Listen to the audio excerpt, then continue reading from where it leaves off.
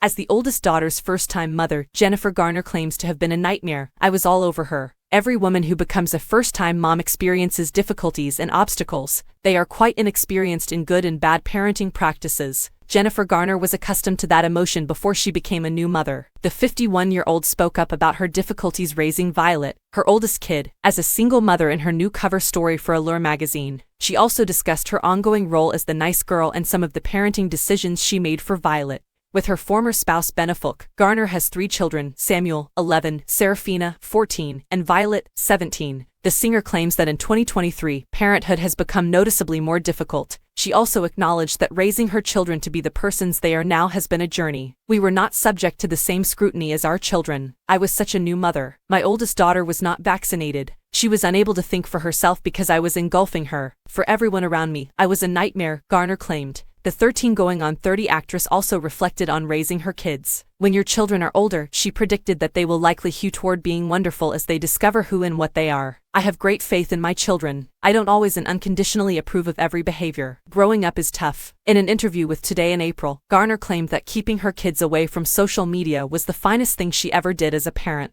Show me the articles that suggest social media is helpful for teenagers, and then we'll have the conversation, I recently told my children, Garner added. Find scientific proof that supports my claims that it's bad for teenagers, and then we can talk. Having your child spend the entire day on Instagram and Snapchat has no positive effects. If anything, more social media use just increases the risk of side effects like hypersensitivity. According to a recent article in the New York Times, the nonprofit research firm Common Sense Media reported that between 2019 and 2021, screen use among teens and tweens grew by 17%. Ages 8 to 12 saw a rise in daily screen time to 5 hours, 33 minutes from 4 hours, 44 minutes, while ages 13 to 19 saw an increase to 8 hours, 39 minutes from 7 hours, 22 minutes. In addition, Garner acknowledged in her interview that she struggled with her perceived nice girl image even though she knew her children would be good individuals. The issue with saying, "Oh, she's so nice." The problem, she continued, is that whenever I set any kind of boundary, people tend to overestimate it. Garner discussed the pressure she felt as a result of her fame and public image to have a positive attitude even on the worst of days. Being acknowledged on days when I'm not so kind or when I'm feeling dark within is a difficulty, she continued.